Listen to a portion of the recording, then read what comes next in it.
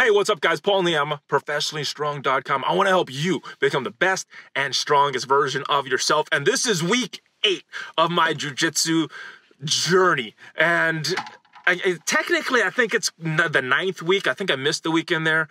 But I did miss some time around Christmas because I was sick. And I missed some time around New Year's because we went away for my girl's birthday and we were gone. So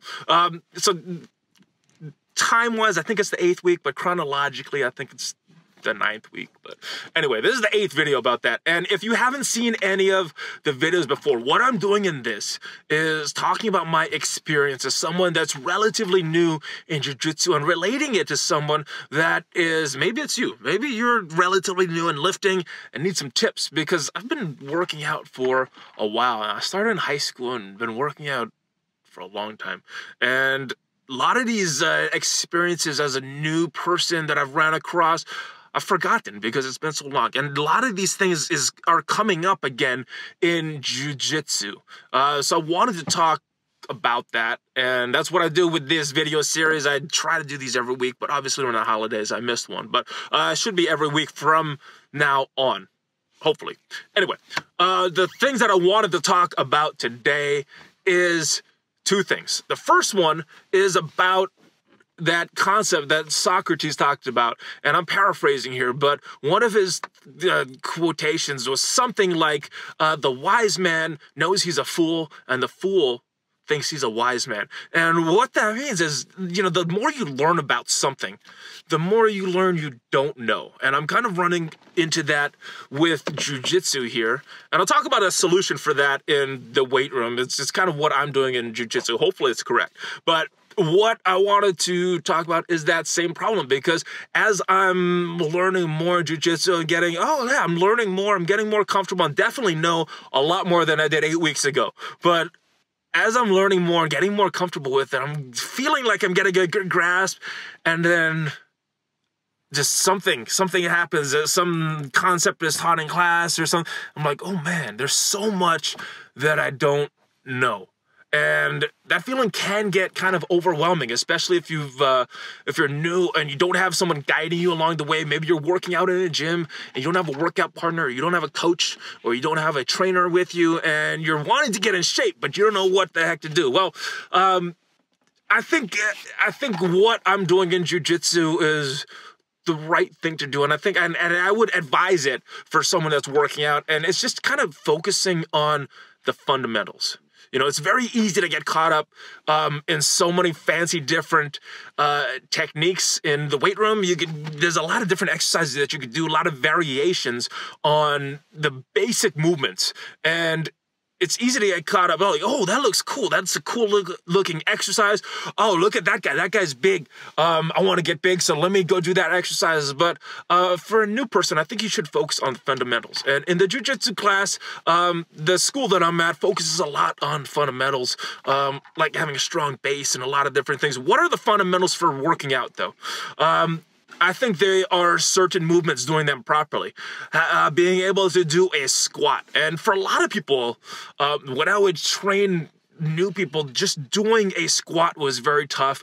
Their body just not capable. If you're someone that has a sedentary job and is sitting down for a long period of time, it's gonna be hard to get in that position, because you get a lot of tight muscles, a lot of weak muscles from that. So if you're sitting a lot, your hip flexors get tight, your glutes get weak. Those are the 2 primary issues that I've run across with people when trying to look at their squat technique. So working on that, working on a hip hinge, so like bending over like a deadlift type thing, that I think is another primary movement, almost closer to a good morning. A squat is, a deadlift is kind of a combination of those, in my opinion. But those are 2 key movements, a squat and a hip hinge. A push, so like a bench press. A lot of people, they'll do this and their shoulders will come up, or their shoulders come forward. You want to keep that down and back, and a lot of people aren't able to do that because if they have a sedentary job and they're sitting like this, those shoulders, that traps get real tight. Their shoulders are used to coming forward, so every time they're working out, let me try to get a little higher, they're going like this. So keeping that shoulder down and back, very important. I think that's a nice pull. You know, a lot of times, same thing happens. That shoulders rise, the shoulders come forward. You want to keep those down and back normally. So doing a proper pull and maybe a overhead press, like a shoulder movement. I think those are things that are more important than doing all kind of fancy variations or fancy workout programs.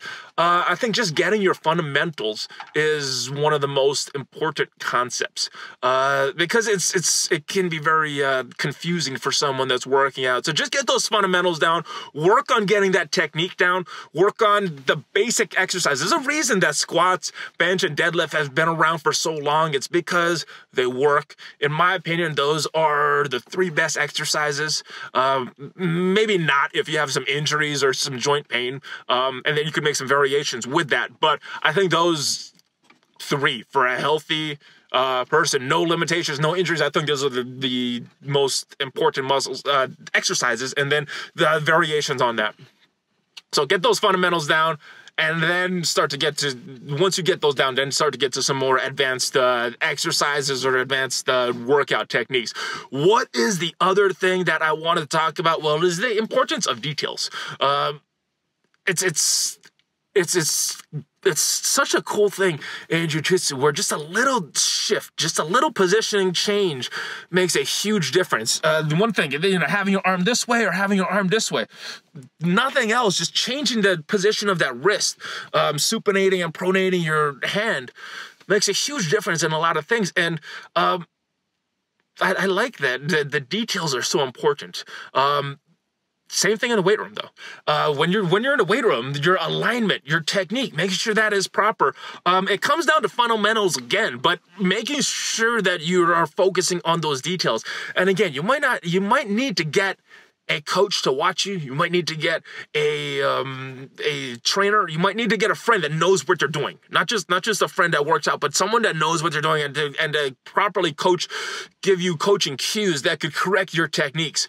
But those details are huge. You know, I don't know if you watched a lot of my previous videos, but I talked about my shoulder injury. I had a torn labrum and a torn rotator cuff, probably from a lot of years of playing rugby. But one of the acute things that really, you know, finished it off and made me need to have surgery was not aligning properly on the bench. You know, just lifting is a weird thing because the stronger you get, the better you get at it, the more weight you're going to use, and the more weight you use, the more dangerous it becomes. So I was going heavy, and my alignment got just slightly off.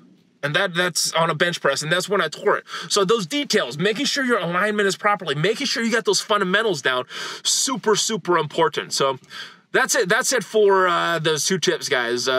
Focus on the details, focus on your fundamentals, and I hope this helps you with your workout journey to get in shape. I want you to get in the best shape of your life this year. 2019 is here. Let's go celebrate it, guys. Let's go celebrate it by motivating each other, inspiring each other. I want to motivate you. I want to inspire you so you can get in the best shape of your life for 2019.